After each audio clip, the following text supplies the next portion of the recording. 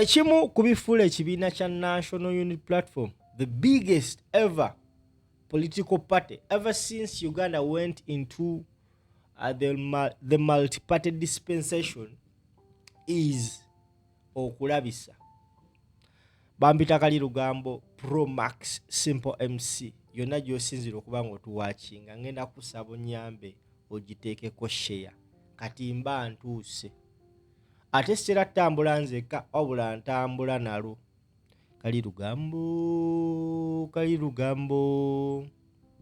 lugambo mtuwe olugambo tambuza video Zaid Lighting Store bakutegeeza nti amatala gonna tuwagalese. Oyagala amatala, oyagala waya ez'amasannyalaze in all millimeters, sizes and whatsoever ku Zaid Lighting Store. Bazzukulu ba Kagodo twekutte ne tukola business gye bayita Zaid. Bane muje mutuwagire bampita simbo. Kuba ku simu ezo ng'oyina ettala gye weetaaga, oyina waya gye weetaaga, oyina socket gye weetaaga, ebintu ebiyitibwa okuba nti kuwayalinga ku Zaid.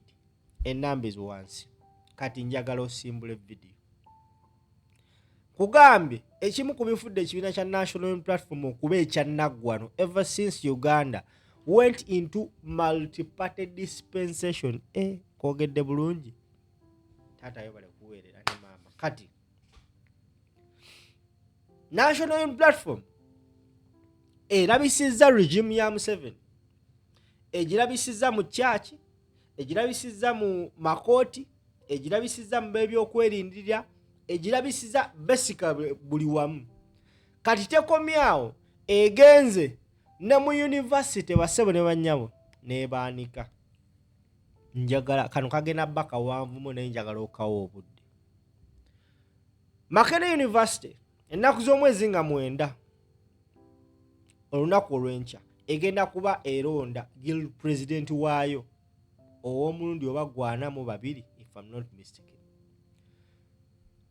Ebibiina ebyenjawulo bibaakinze abantu baabyo okuva National Unity Platform lwe yajja. Kano njagala okawo obudde.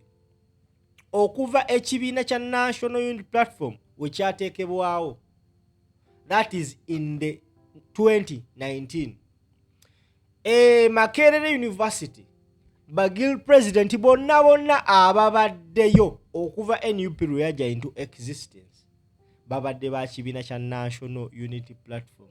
Njagala owulirize bulungi nnyo. Kano kagenda kwetaaga okukawa obudde kuba kawanvumu naye nkukakasa we kanaggwero jagamba akasajja kaleese video. Wano bagamba nti Makerere University guild president from 2019 mpaka 2025 bagamba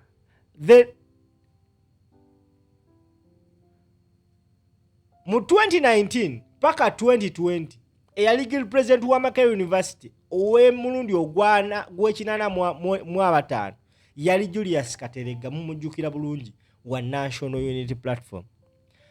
Ow'omulundi ogw'ekinana mu omukaaga mu 2020 mpaka 2021 basebo ne bannyabo tewaali basuspendinga. Ow'omulundi ogw'ekinana mu omusanvu 2021 yali Nambasa Shamim, mwena mumanyi oyo wa National Unity Platform. Ow'omulundi gw'ekinana mu omunaana mu 2023 yali Lorenzo Alionzi Dangote, mwena mumujjukira. Ow'omulundi ogw'ekinana mu omwenda 2023-2024 yali Robert Maseruka, right now mubaka wa parliament. Ow'omulundi gw'ekyenda yali Vincent Lubega Nsamba wa National Unity Platform. Ow'omulundi gw'ekyenda mu ogumu yali Center Churchill mutabani wa Nyanzi, oyo yali independent naye ngali NUP leaning because mutabani wa Nyanzi chairman. Kati sebo banya banda batambuza video. Ekibiina kya National Unity Platform this time round kyawanze eddusu ku mukyala amanyikibwa nga Kadondi Gracious okubanga yagenda okwesimbawo nga guild president naye ngali backed by NUP. Remember oluvannyuma lw'akalulu kaali kaani akalulu akamu akali e Makerere omwana eyattibwa mu mbeera etannaba tegereka na buli kati, era ng'abasinga bagamba nti it was well calculated nga baagala okugoba campaigns mu ssettendekero omukulu e Makerere okusinziira ku bantu. Abantu bagamba omwana oyo okuttibwa kwe newankubadde right now tetunafuna na nsonga because Makerere University ina security cameras, omwana oyo yattibwa era kigambibwa mbu bakikola kagenderere basobole okugoba okususpendinga campaigns munda mu Makerere because emabegako mwabadde bagoberera campaigns e Makerere zibadde nga za byabufuzi ebyaddala. So bano bagenda okulaba nti from 2019 mu butuufu NUP yefuze Makerere ne bagamba tunaleka NUP okwetaayo e Makerere wandibaawo ekintu. So they decided okuregulatinga campaigns ne bazijja mu physical campaigns ne bazifuula virtual campaigns, era teri muntu akkirizibwa kuba campaign rally mu ssettendekero omukulu e Makerere. Njagala owulirize vidiyo eno otegeera ekinyusi. Ono Kyagulanyi yazze kulabisa, takyalabisa nga wali physically wabula alabisa through abantu baba appointinze. Omuwala oyo Kadondi Gracious alabisizza obukulembeze bwa ssettendekero e Makerere mpaka abaanise n'abakunamya n'abajjamu n'akawala akasembayo n'akakola ati. Njagala owulirize video. Now e Makerere University bassebo ne bannyabo, amateeka gaayo gagamba nti temukkirizibwa kukola campaign rally. Wabula gwe ssebo oba nnyaba ndaba emabegakaawo omu ku abo abeesimbyewo abavuganya omukyalo oyo amanyikibbwa nga Hana, erinnya limu lye mmanyi, yavaayo n'akola rally Mahi, n'akola rally Maha, n'akola rally Mahi. Jjukira amateeka gagamba nti teri muntu akkirizibwa kukola physical rallies mu university. Era ennaku z'omwezi nga lumu omuwala oyo avuganya ne Kadondi ensigo yategedde nti ye Hana nga ali NRM leaning, yavaayo n'akola rally emabega ebweru wa university mu kitundu ekimanyikibbwa nga Makerere Kikoni. Era gwe ssebo oba nnyaba ndaba beeba abantu be yayina. Jjukira bagamba nti campaigns bazisuspendinga mu university. So abaana basalawo ne bagamba kale katuzikole wabweru wa university because mu university bazigobyemu, naye bazikoze in form of kye bayita events, nti bash, nti omukulembeze wamwe asanyuse abawaddeyo ekijjulo alese abayimbi. Now oyo omuwala gw'olengera ku screen yoyo wa NRM yakola event ye, era okusinziira ku mawulire ge tufuna gwe ssebo oba nnyaba ndaba wano ku mukutu, abantu bano bombiriri bateekayo okusaba kwabwe. Bateekayo okusaba kwabwe ku poliisi nga basaba okuorganizinga event eno, era buli omu yawandiika ebbaluwa ze n'agiweereza poliisi, poliisi esobole obbakiriyalinga because amateeka gagamba nti olina otegeeza ku poliisi nti ogenda kuorganizinga event eriko abantu abangi, poliisi esobole okubanga ekukiriyalinga oba si kyo n'okuwaaki n'okuwa obukuumi. Okusinziira ku ge tufuna mu bantu abali ku university kigambibwa nti abantu bano bombiriri okuli Kadondi n'owa NRM bawandiika ebbaluwa, era bagamba nti Kadondi yabuukinga Nalika Lane ennaku z'omwezi nga 3. Hana gwavuganya naye n'abuukinga ennaku z'omwezi nga 1. Kati bassebo ne bannyabo mu kubuukinga Kadondi yasabanga 3, poliisi yakikola intentionally n'emulemesa n'emugamba ojja kukolanga 7 event yabadde erina kubajjo. Eya Hana yagikola nga lumu lwe yasaba.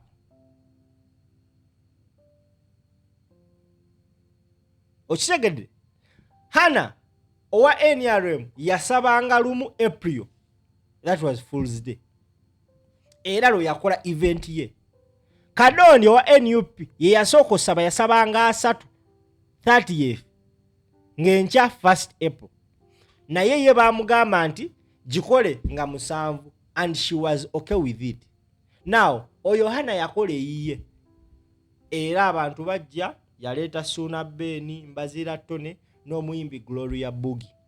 Now Kadondi eyiye ey'omusanvu yakwata King Saha n'ateekako Dax Vibe, abayimbi ba NUP nga wobamanyi bassebo ne bannyabo ng'erina kubaayo yesterday, era abaana b'e Makerere babadde bagyetegekedde nga bw'okiwulira, nga buli omu yeesunze egenda mu event ya Hannah. Bassebo ne bannyabo ku lunaku lwa event lwennyini ng'oli amaze okukola eyiye, nkulaga wano NUP wezeerabisa abasajja banene, ng'oli amaze okukola eyiye nga lumu ku lunaku lwa event enkeera nga balina mu tteekateeka, bassebo ne bannyabo, Dean of Students e Makerere University n'awandiika ebbaluwa eyo ng'agiwandiikidde eri abayizi bonna, n'agambye kano kagenda bakawanvu kawa obudde. Yawandiise ebbaluwa, njagala tugiyitemu mpola mpola nkulage nti ono omwana Hannah yazze kunamya bantu baneeno, era bakunamye to the last point. Now ebbaluwa eyo eriko Office of the Dean of Students, ono abeera mukulembeze w'abayizi ku ssettendekero, ennaku z'omwezi nga 7 April, omwezi guno. All students Makerere University. N'agenda mu maaso n'abagamba nti, Dear all, compliance with students guild electoral regulations. It has come to the attention of this office that some guild presidential candidates and their supporters have organized campaign concerts and gatherings outside of university, such as in Chikoni. Akugamba nti bafunye amawulire nti abamu ku beesimbyewo kuba guild president bateeseteese ebikujjuko wabweru wa university mu kitundu ekimanyikibwa nga Chikoni.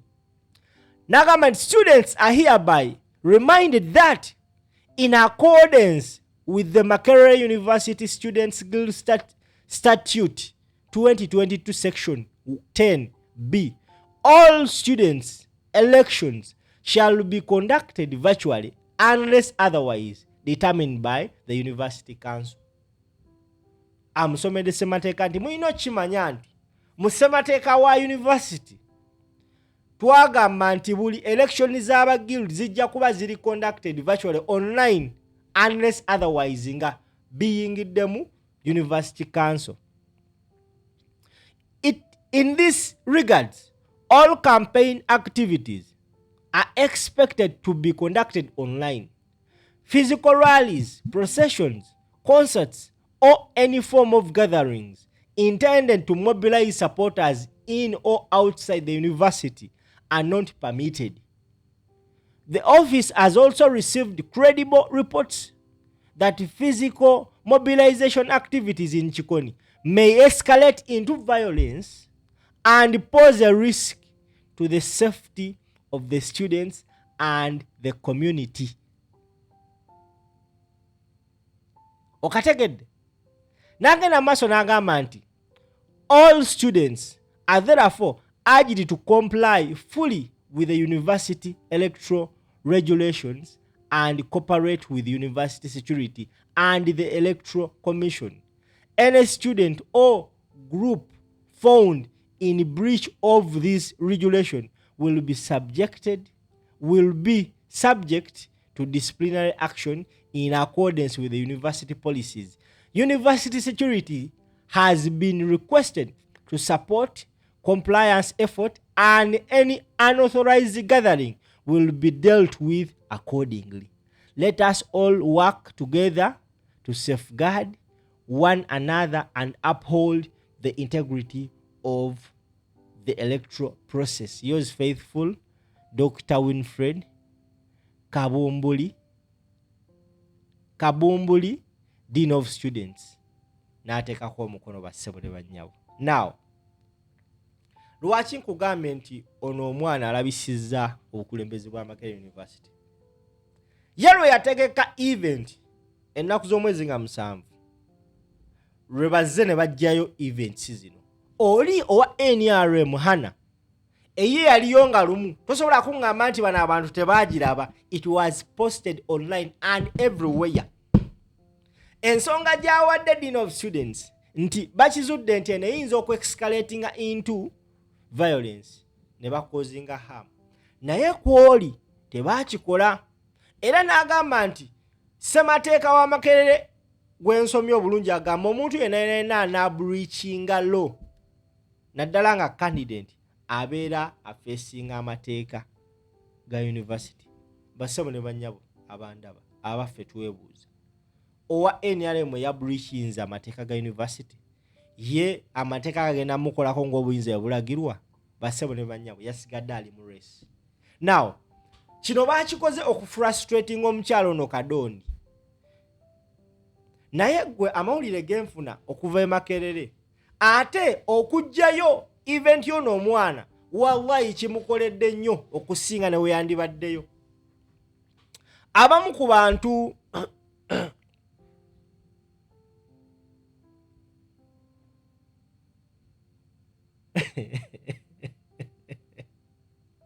naye gwe abaana be Makerere UCC yavuddeyo neewera akayimba akayitibwa Peva. Kati njagala omwana olaba omwana we Makerere kyakoze, ataddeyo post n'agamba one day to go vote for Kadondi. Era akimanyi bagenda kufutya akakalo ka Kadondi, n'ateekako ekifaananyi ng'akutte Peva. Ekimu kubiraga nti gwanaakwatanga bba akalulu ka Kadondi wakubwa Peva. Kana akalulu kagenda kuba bagamba kagenda kuba silent, naye olunaku lw'enkya bassebo ne bannyabo we are going to witness amaanyi g'ekibiina kya National Unity Platform. Remember nkugambye nti NUP ebadde efuga Makerere since 2019 mpaka kati be bafuga ssettendekero e Makerere bassebo ne bannyabo. Omu ku bantu ababadde Kadondi yalina abayimbi bangi era abadde headlininze concert yabadde King Saha. Olunaku lw'ejjo yavuddeyo King Saha nga munyiivu nnyo. King Saha atadde amaanyi mwana ono oba president yamumukwasizza, avuddeyo n'akola video nga munyiivu nnyo okuba nti basazizzaamu event y'omwana ono. King Saha yayogedde bw'ati ku nsonga eno. Katukawulire tukomewo tovaawo oli kuva Strange Empire bampita Simple. Kyannaku nnyo ndina akalulu ke Makerere kazeemu kyekubiira akandibadde nnyuto ak'abaana b'essomero abali ku bewandirese ne beerondera akalulu kaabwe nawo kazeemu kyekubiira. Omuwala yazze ne tumuwetegereza ne tumu approach nga n'atubambi n'atusasula ne ssente ze tugende tumukolere ku kampeyini ye Kadondi. Kyokka ekyennaku ebbanga lyonna kampeyini zirangibwa za Kadondi nti zirina okubaawo nga buli omu ali awe ali mu area.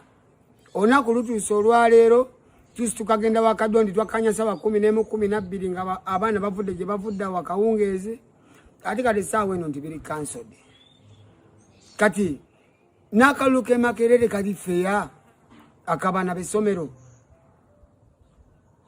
Omulala akola kampeyini ze peacefully, ate zoono omuwala Kadondi lwakiza omuzikyankalanya. Awo nno Makerere mulazeemu obubuyabuya temuli feya. Naye abaana b'e Makerere nsaba mubeere bagezi, abaana b'e Makerere nsaba mubeere communicative, abaana b'e Makerere nsaba mube nga muwuliziganya. Njagala mulaga abantu bano nti wasobola okubaayo move underground mwe ne mu communicating nga ne mulonda Kadondi okakasa bali nti Katonda teerabira bantu be. Kadondi yasobola bino ebintu ebyaffe agenda okuvaayo ayogere institute ebeka ebimu ebigonjooka bitambule. So kiri very sad nti ne kampeyini ya Kadondi gyabadde ayisigazzaawo ng'ataka okulonda kusembedde, naye ekoze eki erinnyiddwamu eddere naye mbajjukiza bagenda kulonda ennaku z'omwezi nga 9 bagenda kulonda ennaku z'omwezi nga 9 Makerere so abaana b'e Makerere nga 9 olunaku njala tulufule lwa Kadondi mwenna mugende mumulonde mumuwagire mumukiyalinge up nabasabye mushalinge ekifaananyi kya Kadondi tumekinge Kadondi famous. Alright, embeera gye bayisizaamu omuwala ono Kadondi teyawukana nnyo na mbeera gye bayisaamu Robert Kyagulanyi Ssentamu Bobi Wine mu biseera bya campaigns over president. They made sure they frustrate him. Naye omuwala ono obuvumu n'obugumu bw'alina kindaze nti kyannaku nnyo nti n'akalulu NUP teyakoze ensobi kumulonda. Kyandaze nti NUP teyakoze ensobi kumulonda. Now yagenze ku mukutu gwo gwa X n'ateekayo post eyo ng'amaze okufuna amawulire nti bajjeeyo konsati ye n'agamba nti the regime is terrified by blocking these concerts. They've shown their true face and they fear the power of United Students Body. They can shut down a stage, but they can't shut down a revolution. Olusome post yo mu butuufu olutiko ne lunyo ne ngamba yes. NUP tetera nnyo kukola nsobi ng'eronza abantu. Eronda abantu nga ebeesize ng'ekimanyi ba muzinzi era nga balimu omulamwa. Now, the debate eri ku mukutu ogwa X ey'amaanyi era nga it has been sparked by one of the social media bloggers amanyikibwa nga Wine Frank Ntambi agambye nti this is clear evidence that Hannah already violated the very rules the administration through the Dean of Students is now busy preaching. We are waiting to see if actions will be taken, because anything less than disqualification will only confirm what many are already thinking, that the administration is playing favorites. Rules are rules. If they don't apply equally to everyone, they may mean nothing. Frank Ntambi n'ateekayo post ya Kadondi gye yakola ennaku z'omwezi nga 31 ng'ayita abantu okujja mu event ye. Ennaku z'omwezi nga 31 olwo omwana Hannah bambi bamukozesezza ensobi. Yagamba nti tell a friend to tell a friend to tell a friend, a roommate, that the location is Douglas Villa Hotel, Nanfubambi Road.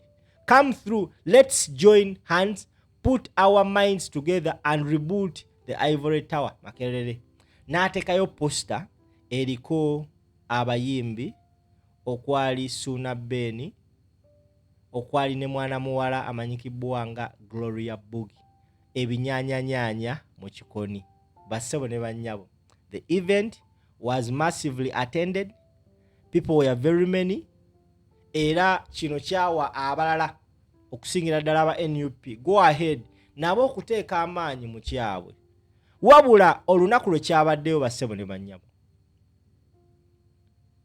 Dean of Students we yawandiikidde ebbaluwa n'agamba nti teri muntu akkiriza kukola event bwetyo, n'abagambye kagenda bakawanvu era nsaba okawe obudde. Now, omukulu omu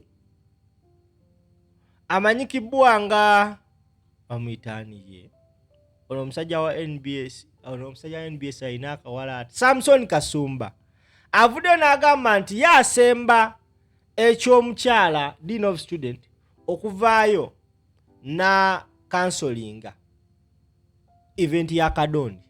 N'agamba ng'omukyala omuzadde atayagala muzadde mulala kufuna bulumi bwa kufiirwa mwana akiwagira, naye abantu bagamba it is okay okukijjayo for their own reasons zebawa, naye lwaki ekyoli tebakijjaayo? It is now clearly known bakijjayo, bagano kijjayo nga baagala oli ashininge ono aleme shininga. Abaganda bagamba osobola okukola ekintu ng'olina gw'oyagala okulumya naye n'omaliriza nga oyambye buyambe kkiriza. Kadondi jju abaana e Makerere batesetese engoye zaabwe okugenda olonda kadondi balina ne peeva mukube peeva mukube akayimba UCC yakaweze naye anthem eri e Makerere. And trust me, ekimu ku bigenda okunsurprisinga olunaku olw'enkya ng'abaana balonze e Makerere kwe kuba nti regime ku byonna byonna byekoze okufrustratinga kadondi nga balangiridde kadondi. It's going to surprise me. Naye I will not be surprised. I will not be surprised ng'abasajja baneeno n'abakazi baneeno balangiridde ono gwe bayita Hannah nti yawangudde. I will not be surprised.